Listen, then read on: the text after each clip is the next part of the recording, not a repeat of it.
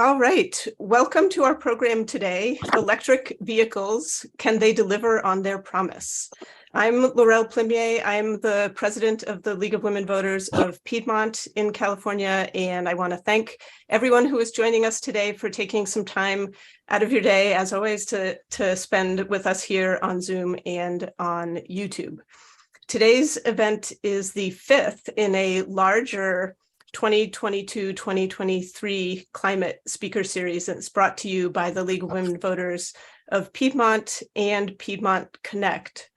Today's event is co-sponsored also by the Leagues of Women Voters of Solano County in California and Portland, Oregon. And we have members joining us today from 18 different local leagues representing California, Oregon, and Colorado.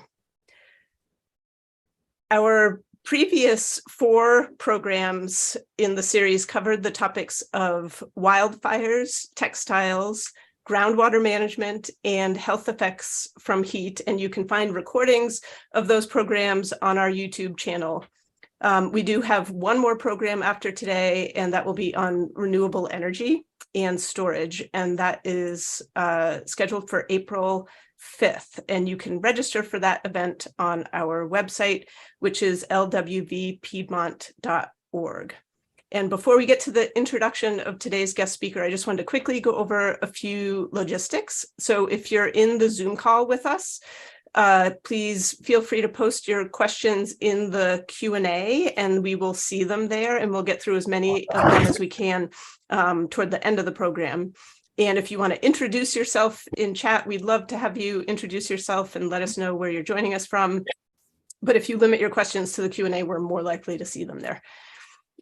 So the League of Women Voters is a nonpartisan political organization. We encourage informed and active participation in government. We work to increase understanding of major public policy issues and influence public policy through education and advocacy. And when we say nonpartisan, what we mean is that we do not support or oppose any political candidate or political party, but we are political. We're not neutral on policy. And when you join the League, your dues alone support our grassroots efforts, both locally and at the state and national levels. And this helps us in our mission of empowering voters and defending democracy. You can find a local league by going to lwv.org, and we'll put a more specific link for you too in a little bit in the chat. And I have a new request for you today. If you're looking to be on the front lines with our local work in voter education and advocacy, please consider volunteering some of your time with us.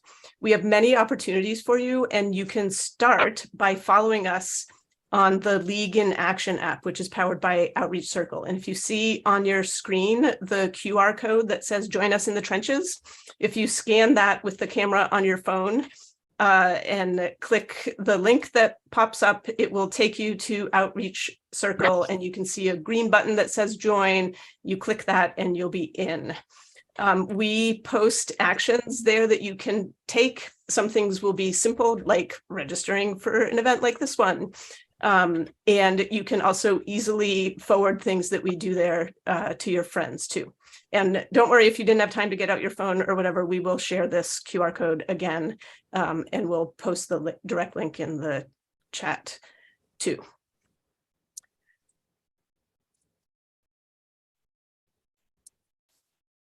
So the League's efforts in voter education and advocacy are extremely important work, and we greatly appreciate your support, both financially and in volunteer time. So I now want to turn things over to Jennifer Trainer to introduce our guest speaker.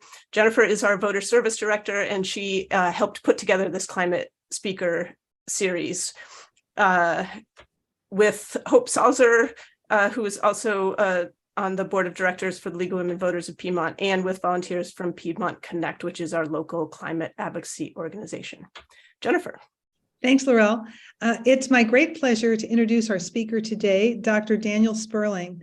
Dr. Sperling is the Distinguished Blue Planet Prize Professor of Civil Engineering and Environmental Science and Policy, and founding director of the Institute of Transportation Studies at UC Davis. He holds the transportation seat on the California Air Resources Board and served as chair of the Transportation Research Board of the National Academies.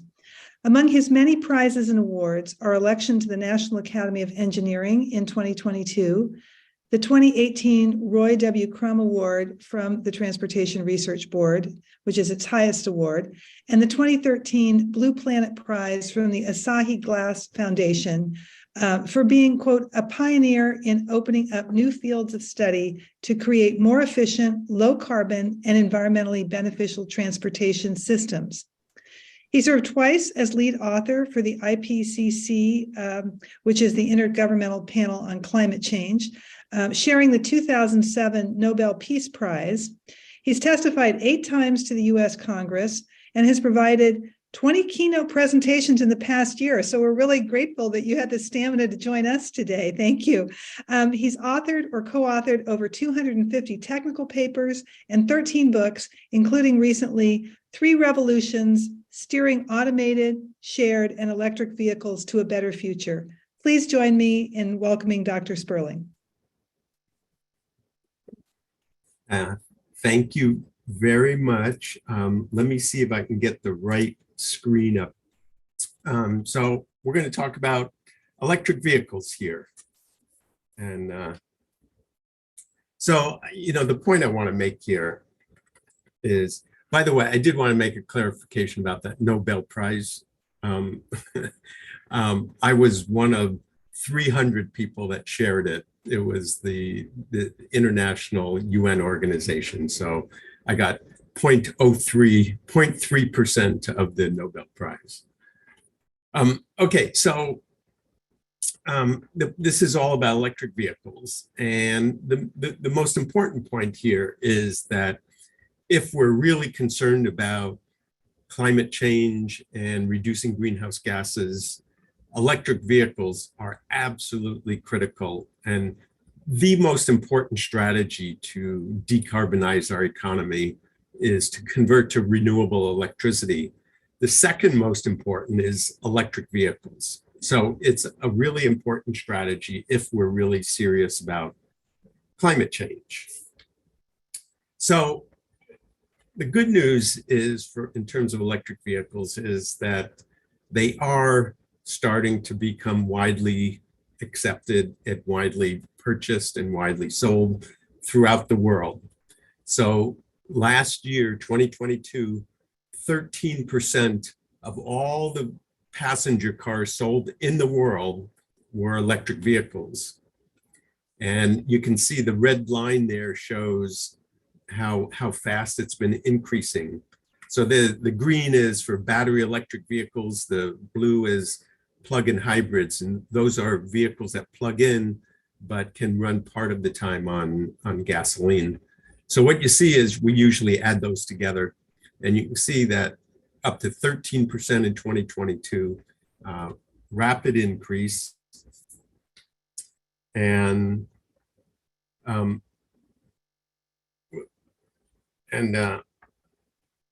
what makes this so important and so relevant is that this is a done deal, shifting to electric vehicles.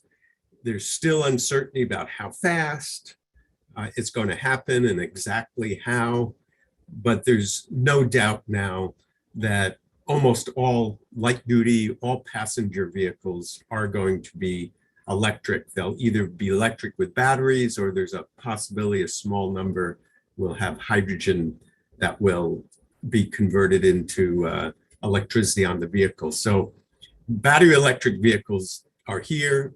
It's a done deal. It's really a question of how fast. And so on this slide, you just see all the car companies, all the announcements they're making. So every single car company is committed to shifting to electric vehicles. You know, perhaps Toyota is one of the slower ones, but even they are now saying they're going to. They've said that 100% of the Lexus Toyotas will be zero emission by 2030. And the other part of this story, though, is it's happening outside the US more than in the US. So California is doing well. I'll talk about that in a second. But this is a graph, this is a bar chart that just shows where the vehicles are being sold in the world. And so half of all the electric vehicles in the world are now in China. They're being sold in China. And then you see about a third are in Europe, and only a small percentage is North America. North America is mostly the US. And so the US is greatly lagging China and Europe at this point. And so I should note that California actually is doing its part. I'm going to get to that in a moment, but California is about 20% of all vehicles sold in California are now electric vehicles, and it's also going up at a pretty steep rate. So California is kind of on par with what Europe on average. There are many countries in Europe going faster than California, but on average, California is about on par with Europe. But the rest of this, most of the rest of the states in the US are lagging behind. So another piece of this puzzle is Tesla. So, you know, Elon Musk has not been making friends lately, at least in California and a lot of other places. Although he did just become best buddies with our governor, Gavin Newsom, when he announced just a few days ago that they're going to put a second headquarters in Palo Alto. So after the two of them had insulted each other for the last year, they now are best buddies. Anyway, you know, that's politics, right? So in any case, Tesla has been the key to this electric vehicle transformation. It's been the leader, and it's done so many things right. And this is getting a little techie and into the weeds a little bit, but some of the things that as a consumer you might notice is they built their own network of charging stations, which works remarkably well. And I suspect many of the people on this line have Teslas. It works seamlessly, it works reliably, and that's not the case with a lot of the other chargers. So a lot of other companies are starting to build chargers. They're still, you know, improving the quality and the reliability, but you know, the gold standard is Tesla. I'm not here, you know, not here to sell Teslas. I assure you all.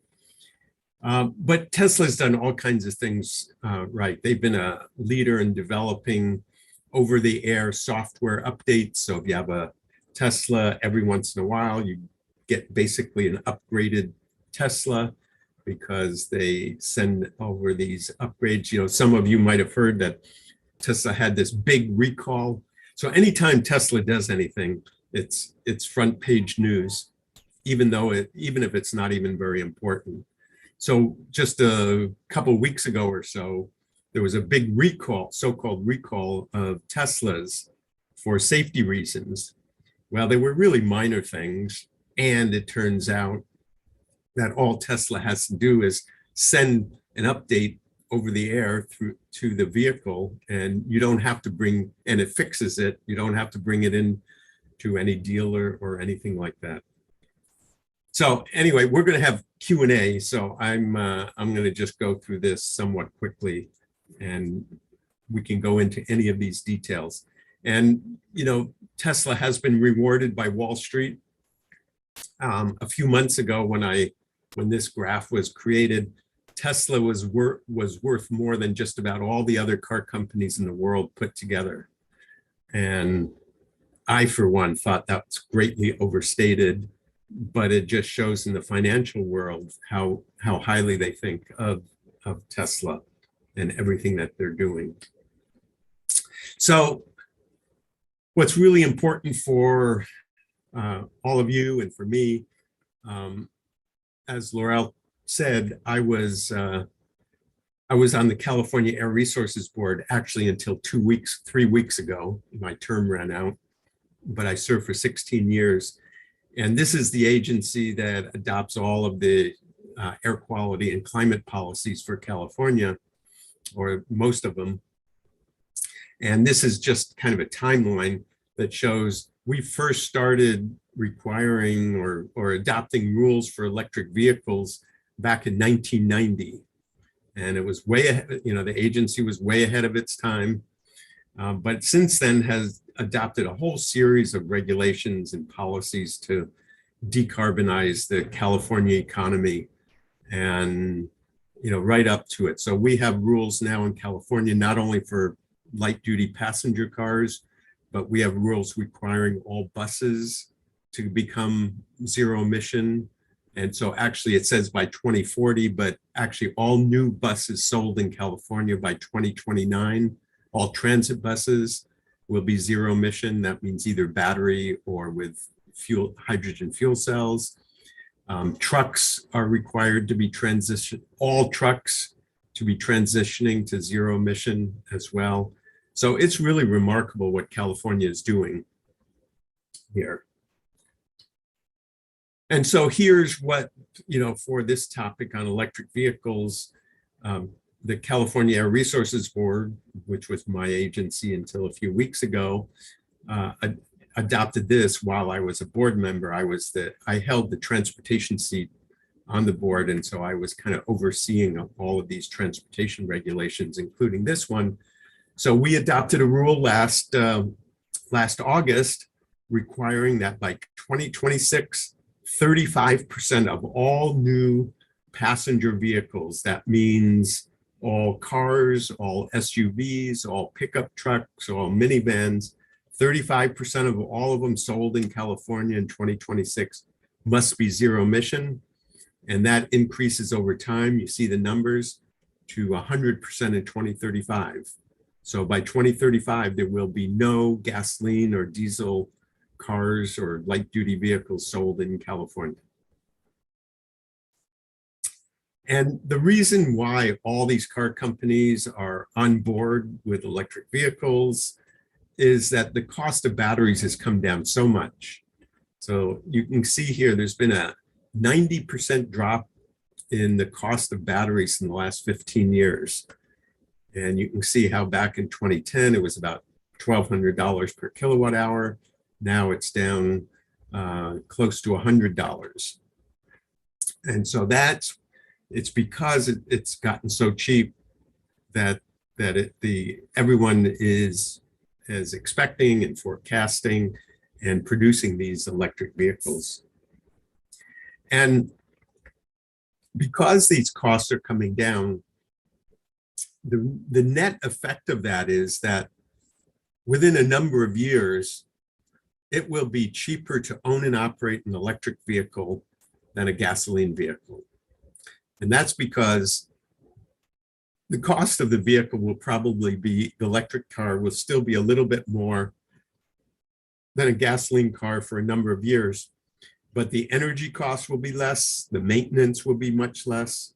And so when we refer to this as the total cost of ownership, meaning amortizing the full cost over the life of the vehicle and then comparing it on a per mile or per mile basis.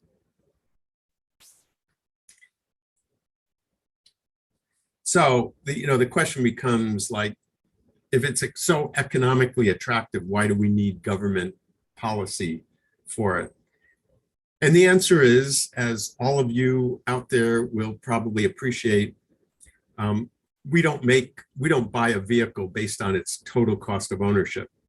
There's lots of reasons why we buy a particular vehicle, but in terms of cost, we just look at the price of the car or the price of the SUV, and that's usually by far the most important price parameter, price variable that we use. So what that means is, as buyers, we tend to be conservative. We're concerned about what the value of the car is going to be.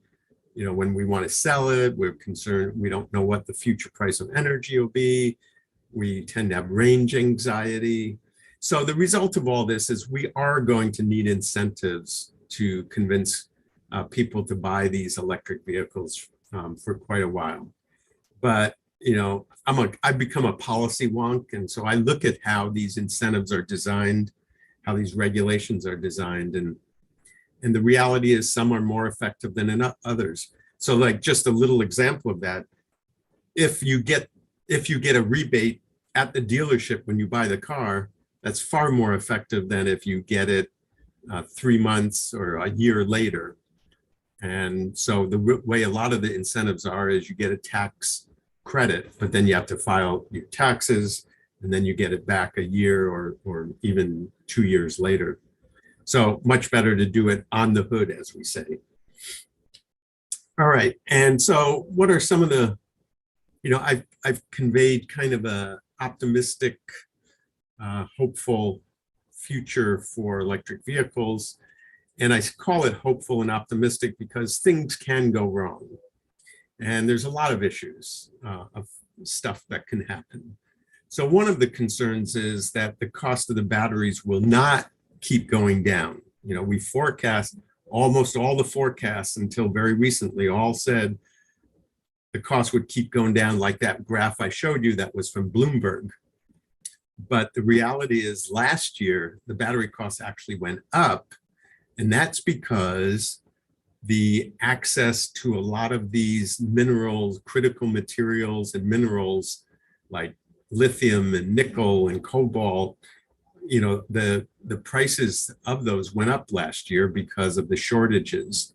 Had a little to do with the Ukrainian war, but also just had dealt with, it was a result of it's hard to build new mines and get things done because, as it says here in the title, there's NIMBYism, meaning not in my backyard. And so it's hard to build new mines. You got to get permits. People oppose it. They use all kinds of reasons to keep new mines from being built, new factories being built. And so this is a graph that just shows that United States, so the blue is United States. And you can say United States has hardly any of the minerals and materials are mined in the US. Hardly any of it is processed in the US. Hardly any of the components of the batteries are manufactured in the US. And only a small percentage of the batteries are actually produced in the US. Now, you might, if you read the paper, you'll hear President Biden and the Congress have approved spending a huge amounts of money to build more batteries and more mines in the US. And companies are starting to build them, but so far it's not. And we want them in the US for security reasons, mostly. Because this is an important critical materials for our country and our industry. So another concern is, will there be enough chargers out there? Well, Tesla has kind of taken care of it for the Tesla owners, but what about all the other companies? So I did say Tesla is 2/3 of all the sales in the US up to this point. About 2/3 of all electric vehicles sold in California for quite a few years now were Teslas. But other companies are now starting to ramp up. And we're going to see a lot more cars coming from Ford and GM and Chrysler and VW and BMW and all the others. And so all these other chargers are needed for these other vehicles. Now, there's a few caveats to that, and that is, first of all, most people that buy new cars tend to be more affluent, tend to own single-family homes, and therefore install charging in their house. And so the research we've at UC Davis, I head up a big research program, a big institute, and we have a big electric vehicle charging center, electric vehicle research center. And we found that close to 90% of all the charging by electric vehicles is done at home, and only about 10 to 15% in the outside in public chargers. But that's going to change as more people that don't have their own homes, that live in apartments and so on, are buying electric vehicles. There's going to be more dependence on public chargers. And so the question is, will they be built fast enough? And so again, the Biden administration, through the IRA, the inflation, so-called Inflation Reduction Act, made available, I think it's $7 billion to build chargers. And so there's a lot of new chargers about to be built. And just a day or two ago, Elon Musk said that Tesla would now make their chargers available, Tesla chargers available to other people that don't have Teslas. And he's doing that because they want to get access to that federal money, some of that $7 billion. But the reality is they'll probably make only a few of them available, and they'll probably charge a lot of money. So it's not as great an opportunity as it might sound at first glance. But there will be more and more chargers being built, and it'll be much easier to charge publicly. I don't want to get into this right now, but this is just a graph that says putting in public charging is challenging. So all the white bars there are how much power is needed for a charging station, and you can see that for near the bottom, it says for a large car and truck stop, you need more power than for a small town in the US, just for one big truck stop. So we are I'm going to show a graph in a minute. We are transitioning to electric trucks as well. And so when we talk about public chargers, there's going to be some for cars, some for trucks, some for both. Okay, so maybe the last cause for concern is about electric vehicles being politicized. So I just show here a story that was in the Wall Street Journal. This was an opinion piece, so it wasn't really an editorial statement from the Wall Street Journal, but it was from one of the op-eds, and it was actually referring to a study that we did at UC Davis. But it says this report makes clear the ultimate goal: tiny, uncomfortable apartments and bicycles for all, meaning that that's where we're going with this decarbonization and this focus on electric vehicles. So there is that concern. I think that concern is going to dissipate. A lot of people talk about a red state, blue state phenomena, but the reality is the car companies now are building many of their electric vehicle factories in the red states. And so I think that's going to undermine some of the hostility that might otherwise have existed in those places. And so just a statement, just a refer to trucks. So there's already a requirement in 2035, about over half the trucks sold in California must be zero emission. That's the bottom line here of the chart. But there's a new rule that CARB the California Air Resources Board is about to adopt in April. Almost definitely it's going to adopt a rule that says 100% all trucks sold in California by 2036 must be zero emitting. And that's only 13 years away. And that's referring not just to the Amazon delivery trucks, but the big long haul tractor trailers, even everything being electric or hydrogen by 2036. So this is a really big deal. We're talking about a huge transformation. And so I have referred to hydrogen a few times. So just a little bit on that is that if we have hydrogen and we build a vehicle that has a fuel cell in it, a fuel cell is a device that takes hydrogen and converts it into electricity. So a hydrogen car is an electric car, but it's using hydrogen. So you pump the hydrogen into the car in a tank, kind of like you do with a gasoline. And then the fuel cell converts it into electricity as needed. And so it runs with an electric motor, so it's quiet, just like a battery car. It has the advantage that you can put more fuel into the car, so the range will be longer than with a battery vehicle. So there's some other attractions, but the likelihood is hydrogen will be used in buses and these big trucks, but not very much in cars. Although I did own a hydrogen car for 3 years. I should tell you my personal history is I've owned a Nissan Leaf electric car.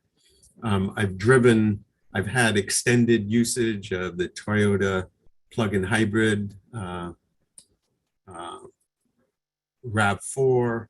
I've had the General Motors Volt for a while, and I've had a Tesla for a while. But I do want to say my favorite zero emission vehicle is my bicycle. And with that, I want to close and just repeat what I said earlier. Electric vehicles are really an imperative. It's not just a policy imperative. It's an imperative for climate mitigation, for climate change. And it's happening globally. And it's really just a question of how fast. So California is going to be a leader.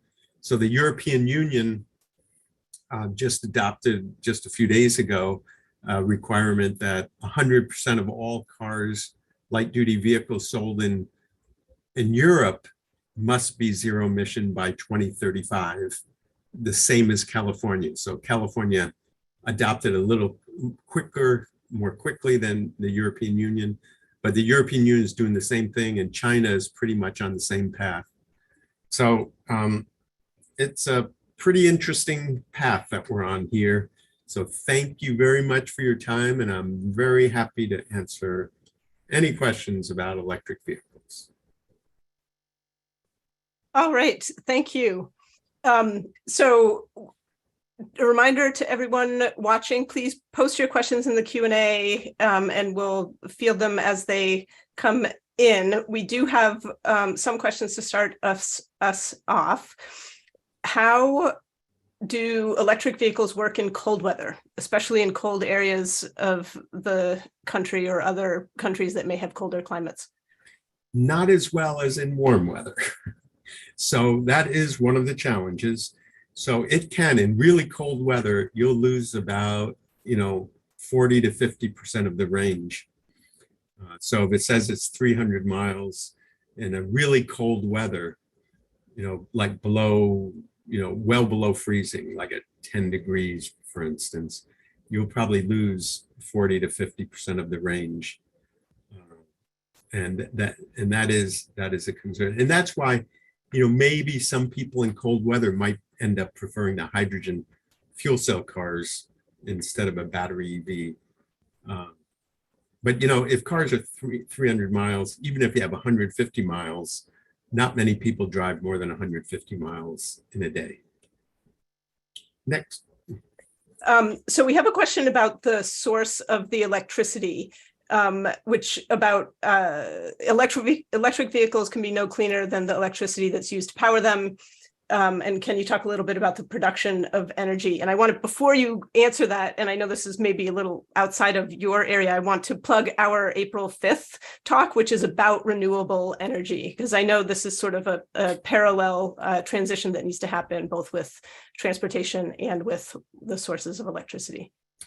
Yeah, and so the electricity, as I said, the most important thing for climate, this climate mitigation strategy is zero emission electricity, renewable electricity. And, because the vehicles are going to use it, our appliances are going to be using it, our factories are going to be using it. So we do need to be switching. And so California, we've done very well. I think we're close to about 60% of electricity in California being zero emission. It's not all renewable. Some of it's nuclear, some of it's hydropower, which you can consider renewable or not. But that is, everywhere is trying to follow this path towards renewable. So that's just like electric vehicles are going to happen. The renewable electricity is going to be happening. It'll probably be slower, but it's also the path that we're on. And can you talk a little bit about the mining for the materials? You mentioned the sources of the different materials that go into making batteries. Can you talk a little bit about the environmental impact of those materials and about the mining conditions in the mines where those materials come from. Okay, so to put this in context, you know, in the world, we mine massive amounts of materials and minerals. And so now this is an additional, but this is not going to dominate the, you know, supply of minerals and mines needed, but it is an increase for certain of these materials. The other qualifier is that it's not a question of availability of these materials. They exist. The real question, as was posed here, is getting it out of the ground and the mines. And so mines tend to be ugly. They tend to pollute. They tend, in a lot of countries, they really are near indigenous communities. And so but it's a reality of modern, you know, industry and modern society. If we want all these materials, if we want steel and copper and all these other things we have, you know, they come out of the ground. So the challenge is how to do it in a way that is less polluting, you know, that doesn't harm indigenous and other kinds of communities located near the mines. And so the reality is, you know, okay, a little digression here, but those of us who are a little older might remember from the 70s and 80s where there was Club of Rome. There was a professor from Stanford, that Paul Ehrlich, that did the population bomb. We worried so much about running out of food, running out of materials, running out of oil. But the market system responded. There was a lot of innovation. The prices went up, the market responded, and a lot of innovation, the engineers, and the prices came down and ended up all being a lot cheaper and more available than ever. But we didn't worry so much about the environment and the indigenous communities in those days as much as now. So the result of this is going to be the investments are going to happen more slowly than they would otherwise happen. You know, just so that we get it, so that it's done right, we get it from the right places. You know, there was a book done about taking cobalt out of Congo, and there's child labor. It's really ugly, really, you know, ugly things happening in many ways. So this is the reason why these materials are going to probably be expensive for a number of years until a lot of these new mines are built in, you know, in the right way, in the right places. Along those same lines, is there research looking at batteries that use other materials other than lithium, and how likely is that to happen, and what's the timeline for that? And then as another alternative to lithium, you talked about the hydrogen cells. What about the source of the hydrogen? And are there similar concerns with that as a material? Yeah, so there's, you know, massive amounts of money, R&D going into trying to come up with batteries that use different materials that are either less expensive or more available. You know, like cobalt is a good example. There's the new batteries being built have little or no cobalt. Many of them have no cobalt in them at all. And that's one of the really problematic minerals. So, you know, there's a lot of effort to, you know, come up with new battery chemistries. So with hydrogen is actually you get it by, or at least in the future, it will come from splitting water molecules, you know, H2O, taking the H2 away from the O. And if you can do that, what the plan is, the expectation is, the requirement is that it'll be done with renewable electricity. So you need electricity to split it, but using solar or wind power, you can do it. And so there's some materials in the technology used, these electrolyzers, that have some materials, but it'll be less onerous and less problematic than with batteries. And so that's one of the reasons there's growing interest in hydrogen happening. But the reality is, I think battery electrics have won the day with smaller vehicles like passenger cars. Hydrogen might make some inroads. People that live in apartment buildings who don't want to become depending on charging, either public charging on the street, don't have easy access to it, might prefer hydrogen. But hydrogen also will probably be used in some of the big long haul trucks as well. Can you talk a little bit about the feasibility of using electric vehicles as storage for the electric grid? So for instance, we charge our car all day, we're not going anywhere. Can we then use that electricity that we've stored in our car battery to power some portion of our homes? Well, certainly in California, where we've had these blackouts and power outs failures lately, it's becoming attractive. Even my wife is saying, I think it's time to get some batteries, for using storage in our house, to connect up with our solar panels. And cars can do the same thing. And so it actually is very intriguing.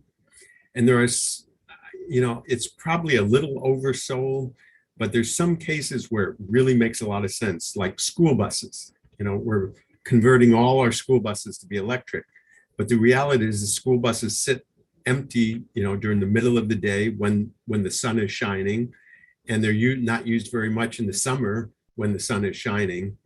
So connecting up our school buses to the grid and using using the buses that way to store electricity when because the problem here is that the sun shines during the day, and what happens in the evening when we need a lot. And so if we can store up the electricity during the day and then pump it back into the grid in the early evening, then that's a really good thing. That means that our solar energy can be used 24/7 instead of just during the day. And so, but it gets a little trickier when we start talking about our personal cars, because then, you have to pay, it's a little extra, you have to pay to be able to, get the equipment to plug it in. You need to have your car plugged in a lot of the time. Some people are not going to want their car to be used in this way to, they want to make sure there's enough electricity. And you just have to have it plugged in for it to be feeding the grid. So yes, it's going to happen. It's going to definitely happen for a lot of fleet vehicles, school buses. It'll happen for, some people will do it, especially people that know their car is going to sit around a lot. So it's a good idea, and I think it'll play a role. It's not going to be like everyone's going to do it, but it has it's a good opportunity. So I want to shift and talk a little bit about policy things. You talked a lot about the policies that have been put in place for electric vehicles. And you mentioned like your favorite vehicle is your bicycle. Is there a way that policies can be implemented to encourage just less car travel in general?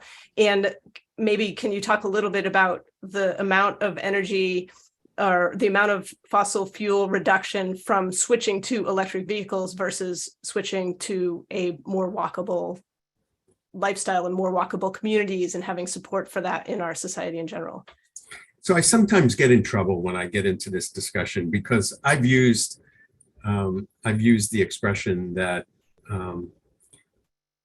what's the expression that electric vehicles are this, are a solution, are what's the expression? It's the silver bullet. Yeah. So I've sometimes say it's a silver bullet, but it doesn't mean it's the only silver bullet. So people get upset at me, those that were, interested in transit and land use and so on. So electric vehicles are clearly the #1 strategy for climate. Now, there's lots of other reasons to be focused on reducing vehicle use. Actually, reducing vehicle use is good for electric vehicles too, because then we don't need such big batteries. We don't need all these cars, less congestion, less parking. So there's lots of reasons to reduce vehicle use. And I've been actually, I helped oversee the state regulations calling for reduced vehicle use. And there's lots of ways to do it. So like, my little city of Davis, California, we have something like 30 or 40% of the work trips are by bicycle now. And that's because Davis invested for over 50 years in gradually building up these bike paths that are safe. And people use them of all ages. And so they're widely used. I go to Los Angeles and I've ridden my bike there, and it scares the hell out of me because, they don't have many safe places to ride bikes. I was on a bike lane where a freeway ramp cut right across the bike lane. So people accelerating at, 50 or 60 miles per hour right across, my bike lane. So, but LA is an example of the perfect place to have bicycles. The weather is great. It's relatively flat. And now with electric bikes, even more so. But we have not invested as a state. We haven't, or country, made that commitment. And it's not too late. It can. The transit story is that, transit use is way down since through the pandemic, and it serves a relatively small percent of the population. Transit is hugely important for, for those of you in the Bay Area, for the Bay Area BART system, the bus, the AC Transit, the other Caltrain. These are all really important services. But we need to get more creative in thinking about how can we provide public transportation for more people at less cost. And part of it is, connecting, first, last mile, like we provide good bicycle access to the stations, to provide, focus on developing these demand responsive services, Lyft and Uber, but make it Uber Pool and Lyft Line, where they take multiple riders, and other services that are doing the same kind of demand responsive. And land use, we should be building more housing near transit stops. But, all of this is hard and slow and painful, but it's important to do for many reasons. In your book, Three Revolutions, you mentioned the ultimate goal is transportation on demand. How do you see the prospects for that? I mean, that sort of ties into what you were talking about, but it's a little bit tangential. Thank you for asking me that. I much appreciate it. Yes, the reality is, if we really want a significant reduction in vehicle use, there's mostly two ways. The two primary strategies are, one, that we use pricing. In other words, if you drive a car, then you pay a higher price, whether through a toll on the road or through parking charges. But politicians who advocate that don't usually get reelected. So that's not a popular strategy with politicians. But the other one is, and that's why I've become particularly interested in what we're calling shared automated electric vehicles. And that is, so in the Bay, those of you in the Bay Area, that's the, that's where it's really happening. So in San Francisco, Cruise, which is part of General Motors, Waymo, which is part of Google, Zoox, which is part of Amazon, are all running these automated vehicles in San Francisco, testing them out. And they're getting pretty close to prime time. In fact, they are running them sometimes completely without drivers at all in them, in limited places and situations. So the secret to this is not just people owning automated cars. That would probably, okay, I won't say that was a disaster. I have called that the hell scenario, but the heaven scenario is that if these vehicles are, as Laurel just said, they're demand responsive, they operate like a Uber or Lyft, but they're not cars, they're vans, or at least bigger cars, and they're taking multiple passengers. And so then you have a service that really it's relatively inexpensive because you don't have the drivers. You can run these 24/7 or, a big part of the day. So and you have multiple riders, so the cost per rider goes down. This is a way we can provide public transportation to many more people. And we're talking, people that have physical limitations, economic limitations. This could be a real boon. And so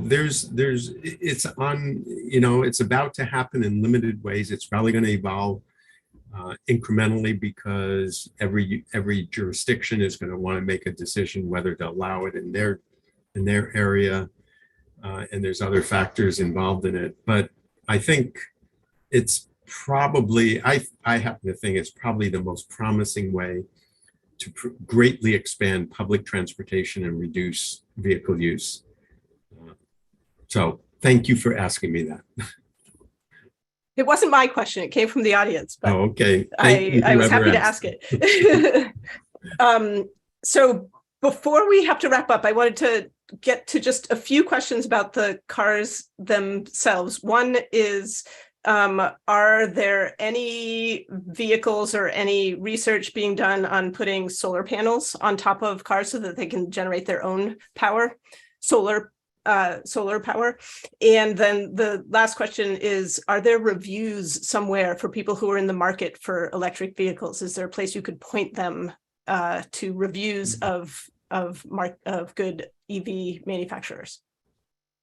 Actually, I don't. I could tell you off, myself, but, a lot of them are coming out are really good. It really comes down to what you want, how much range you want. But I will say, keep in mind, if you get these big F-150 and SUVs that are electric, they've got massive batteries in them, and all the things we were talking about minerals and mines. You're just exacerbating that problem by buying one of those big things. You're using more energy, more materials, all of those issues. The solar energy story is that it's really intriguing to put some solar panels on a car, but the reality is it doesn't, we use so much electricity in the car that it only is going to cover a small part of it, and electricity. And one of the primary companies promoting this just closed shop the other day. So it's intriguing, but it's probably going to not be a really big thing in the future. All right. Thank you so much. We do just have a few minutes left, so I wanted to wrap us up. I really appreciate all of the thoughtful questions from the audience. As always, I learned a ton myself. I'm very hopeful for the future, pleased with what California is doing. It is sometimes disheartening to only see the downsides to things, and it's nice that we are making noticeable progress. Thank you, Dr. Daniel Sperling from UC Davis, for taking the time to be with us today, and for sharing your expertise. I really appreciate it. And I also wanted to thank again Hope Salzer, Jennifer Trainer from LWV Piedmont, and Connie Herrick from Piedmont Connect for putting together our climate series. And I'm going to share just really quickly the QR code again. As a reminder, our next climate series event will be on April 5th. And again, that's on renewable energy and storage, the things that will help you to cleanly power your EV when you get it. And if you scan the QR code, you can join our outreach circle, which we're pretty excited about as a way of staying connected with everybody. Recordings of our past events, including this one, are available on our YouTube channel. If you're watching on YouTube, please consider subscribing to our channel for easy access to future events. And also, please join your local League of Women Voters. This officially ends our program. Thank you so much for joining us.